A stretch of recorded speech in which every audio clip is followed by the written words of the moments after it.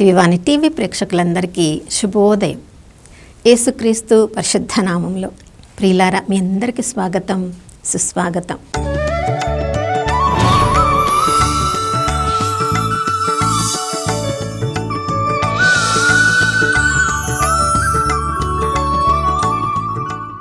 గడిచిన కాలమంతా కంటికి రెప్పలా కాచుకున్న ఆ దేవాతి దేవునికి పూర్ణ హృదయంతో, పూర్ణ ఆత్మతో, పూర్ణ శక్తితో వందనాలు తెలియచేద్దాం.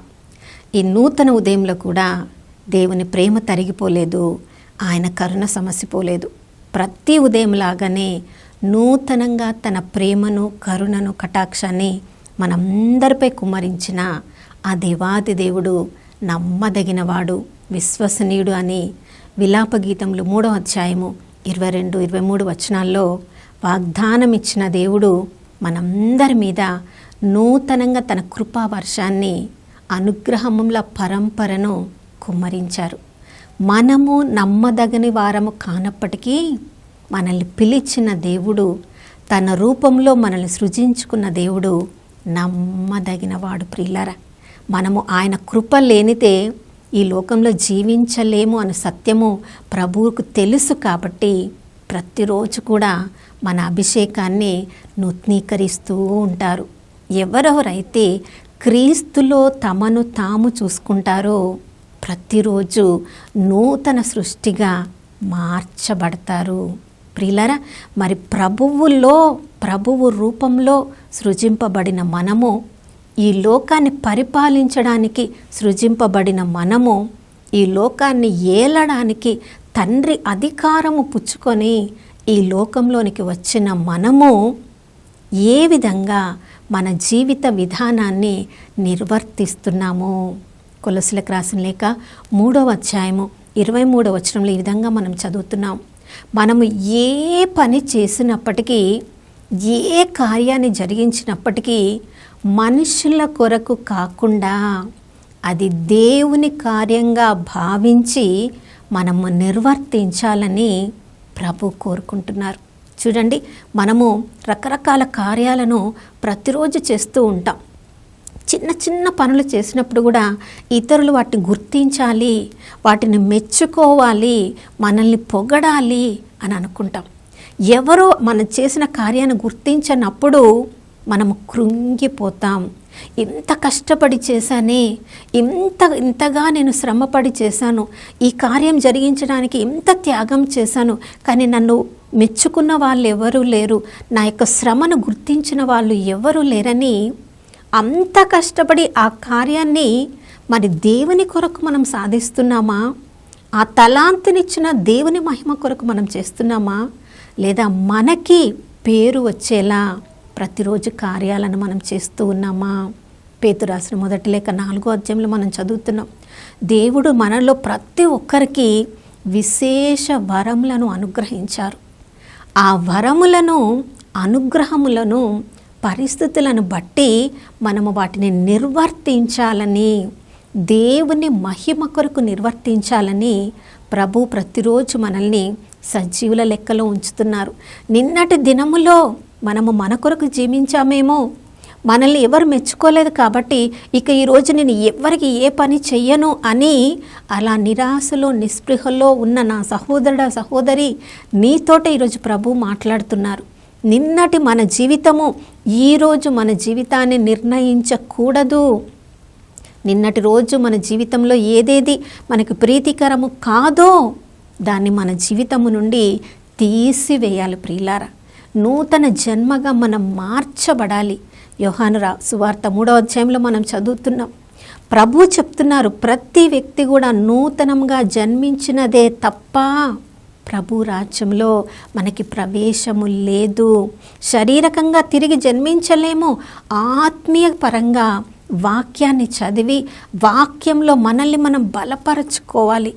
వాక్యము ద్వారా ఈరోజు ప్రభువా నూతన కార్యములను, నూతన విశేష వరాలను నా మీద ఏమి కుమ్మరించావు ప్రభువా అని ఉదయమే ప్రభువా నన్ను నూతన సృష్టిగా మార్చు అని వాక్యముతో మనల్ని మనం బలపరచుకోవాలి. ప్రియులారా, ఈ లోకంలో ఎవరి పనులలో వాళ్ళు బిజీగా ఉంటారు. మన కొరకు ఎవరు కూడా సమయాన్ని వెచ్చించే పరిస్థితులలో లేని రోజుల్లో మనం ఉన్నాం. ఇతరుల మీద ఆధారపడి వాళ్ళు మనల్ని బలపరుస్తారు అనుకున్నప్పుడు మనకి మనమే బలహీనులమైపోతాం. కానీ కొనుకని దేవుడు, నిద్రపోని దేవుడు, వాక్యం ద్వారా మనతో మాట్లాడుతున్న దేవుడు, ప్రతి ఉదయమే మనల్ని నూతన జన్మగా మార్చబడండి అని ఆహ్వానిస్తున్న దేవుడు ఏ ఏ విశేష వరాలను మనకు అనుగ్రహిస్తున్నారో దాన్ని దేవుని మహిమ కొరకు, దేవుని కార్యంగా చేసి మనం ఆ కార్యాన్ని జరిగించగలిగితే, ఆ కార్యాన్ని జరిగిస్తున్నప్పుడు ఎన్నోన్నో శ్రమలు కలగవచ్చు ప్రియులారా. ఆ శ్రమల మధ్యలో కూడా పట్టుదలను విడవకుండా ముందుకు కొనసాగగలము.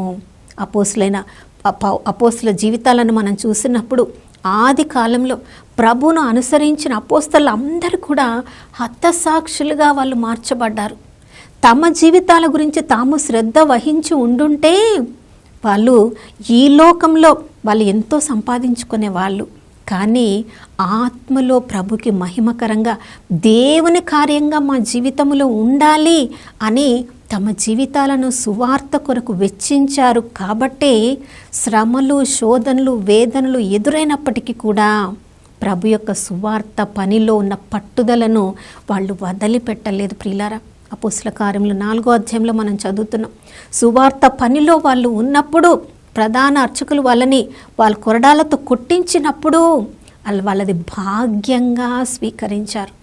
ప్రభువు కొరకు కొరడా దెబ్బలు తినే అర్హతను మేము పొందగలిగామని గొప్ప భాగ్యంగా వాళ్ళు స్వీకరించారు. శరీరానికి తమను తాము నలగగొట్టుకున్నారు కాబట్టే ఆత్మలో ప్రభు వాళ్ళు చేసే కార్యాలన్నీ కూడా దేవుని కార్యంగా వాళ్ళు స్వీకరించగలిగారు. తమ జీవితమే దేవుని కొరకు వాళ్ళు వెచ్చించగలిగారు. యేసు ప్రభు జీవితాన్ని వాళ్ళు చూశారు కాబట్టి, యేసు ప్రభు అడుగు జాడల్లో నడిచారు కాబట్టి లోకమంతటా వెళ్ళి తమ జీవితాలను వెచ్చించి సువార్తకు తమ జీవితాలను ఫనంగా పెట్టగలిగారు. ప్రియులారా, దర్శన గ్రంథం 2వ అధ్యాయం 10వ వచనంలో మనం చదువుతున్నాం. దేవుని యొక్క కార్యాలను ఈ లోకంలో మనం జరిగిస్తున్నప్పుడు శ్రమలు, శోధనలు ఎదురైతాయి. కానీ అవి 10 రోజులు మాత్రమే. ఆ 10 రోజులు శ్రమల్లో, శోధనలో దేవుని కార్యాలను మనం జరిగిస్తూ నమ్మదగిన వారంగా ఉంటే ఒకరోజు జీవ కిరీటాన్ని, గొప్ప బహుమానాన్ని ప్రభు దగ్గర నుంచి పొందబోతున్నాం. అపోస్తలుడైన పౌలు కొరింథీయులకు రాసిన 2వ లేఖ 11వ అధ్యాయంలో మనం చూస్తున్నప్పుడు ఎన్ని రకాల శ్రమలను అతడు అనుభవించాడో, అపోస్తలులందరికంటే ఎక్కువ శ్రమలను నేను అనుభవించాడని ఆ శ్రమల యొక్క పట్టికను చూపించి ప్రభువులో ఆనందిస్తున్నాడు. నా జీవితాన్ని వెచ్చించి నాకు ప్రభువు ఇచ్చిన ఈ జీవితం అనే దానము తిరిగి నేను ప్రభు కొరకే వాడుకున్నాను. ఇంతకుముందు ఉన్న నా జీవితము, నేను పరిసయుడను, నాకున్న తెలివి అన్నీ కూడా చెత్తలాగా, మురుగులాగా భావిస్తున్నానని ఫిలిప్పీలకు రాసిన లేఖ 3వ అధ్యాయంలో అంటున్నాడు. నా ప్రియ సహోదర, సహోదరి, మనము ఏమి ఈ లోకంలో గొప్పగా సంపాదిస్తున్నామో, సాధిస్తున్నామో దాని మీద మన దృష్టిని పెట్టినంత వరకు మన కార్యాలు మనకి మహిమకరంగా ఉండాలి, మనకి పేరు ప్రతిష్ట రావాలని చూస్తాము. కానీ మనము చేసే ప్రతి కార్యంలో దేవుని యొక్క కృప, దేవుని యొక్క కాపుదల మనకు తోడుగా లేకపోతే అవి ఆ కార్యాన్ని మనం చేసి ముగించలేము కదా. అందుకనే తిమోతికి రాసిన 2వ లేఖ 4వ అధ్యాయంలో అపోస్తలుడైన పౌలు చెప్తున్నాడు, నేను పరుగు పందాన్ని చక్కగా ముగించాను, నా కొరకు పందెపు బహుమానము సిద్ధము చేయబడింది, నీతి కిరీటము ప్రభు నా కొరకు సిద్ధము చేసి పెట్టారు. ప్రియులారా, మనం మాట్లాడుతున్న ప్రతి మాట, మనం చేస్తున్న ప్రతి కార్యము అది మన కొరకు కాకుండా, మన శక్తి వలన కలిగిందని కాకుండా దేవుని కార్యంగా మనం భావించి చేయగలిగితే మనందరికి వరకు కూడా దేవుడు పరలోకంలో గొప్ప గొప్ప బహుమానములు పెట్టారని దర్శన గ్రంథం 2వ అధ్యాయం 3వ అధ్యాయంలో మనం చదువుతున్నాం. ఆ అధ్యాయాలను మనం చదివినప్పుడు మన జీవితాలను వాళ్ళ జీవితాలతో పోల్చి చూసుకున్నప్పుడు మన యొక్క బహుమానం ఏంటో మనం ఈ లోకంలో ఉన్నప్పుడే మనం దాన్ని స్వీకరించవచ్చు, దాని కొరకు సిద్ధపడవచ్చు. కాబట్టి ఈ ఉదయకాలంలో నీ మీద దేవుడు ఏ బాధ్యతను పెట్టారో, ఏ బాధ్యతతో నువ్వు తలమునకలు అవుతున్నావో నీ యొక్క సొంత శక్తి ద్వారా కాకుండా ప్రభువు కార్యంగా నువ్వు భావించి చేయగలిగితే నీకు తెలియకుండానే ప్రభు యొక్క కృప, ఆ కార్యాన్ని ఆరంభించిన కృప దాన్ని చేసి ముగిస్తుంది. కాబట్టి ఈరోజు మనం మాట్లాడే ప్రతి మాట, చేసే ప్రతి కార్యం కూడా దేవుని కార్యంగా భావించి చేయడానికి ఆ అభిషేకాన్ని అనుగ్రహించమని ప్రార్థించుకుందాం. నాతో కలిసి ప్రార్థించండి. పరిశుద్ధమైన దేవానికి స్తోత్రములు తండ్రి. 19వ కీర్తన 14వ వచనంలో ప్రభా, నా నోటి మాటలన్నీ నా హృదయ ధ్యానమంతయు మీకు ప్రీతికరంగా ఉండునుగాక, నా విమోచకుడా అని కీర్తనకారుడు ప్రార్థిస్తున్నాడు. ప్రభా, ఈరోజు మేము ఏమేమి చేయబోతున్నామో మా శక్తి వలన కాదు, మా బలం వలన కాదు ప్రభా, కేవలము మీ ఆత్మ ద్వారా మీ కార్యంగా భావించి, అది మా కుటుంబ బాధ్యతలు కావచ్చు, మేము వృత్తిలో చేస్తున్న పనులు కావచ్చు, మేము ప్రయాణంలో ఉన్నప్పుడు కావచ్చు, చిన్న చిన్న విషయాల్లో మేము నమ్మదగిన వారమైతే ప్రభా, భల నమ్మకమైన దాసుడా అని ఒకరోజు గొప్ప బహుమానంతో పరలోకంలో అయ్యా నువ్వు మమ్మల్ని దీవించబోతున్నావు. దాని మీద మా దృష్టిని పెట్టి ముందుకు సాగిపోవడానికి ఈరోజు మేము చేసే కార్యములన్నీ కూడా మీకు మహిమకరంగా, దేవుని కార్యంగా భావించి చేయడానికి కృపను అనుగ్రహించమని యేసయ్య పరిశుద్ధ నామములో అడిగి వేడుకొనిచున్నాము తండ్రి, ఆమెన్. అవును ప్రియులారా, క్రీస్తు అనుగ్రహించు శక్తి ద్వారా ఈరోజు కార్యములన్నీ కూడా దేవునికి మహిమకరంగా, దేవుని కార్యంగా చేసి ముగించుదాం.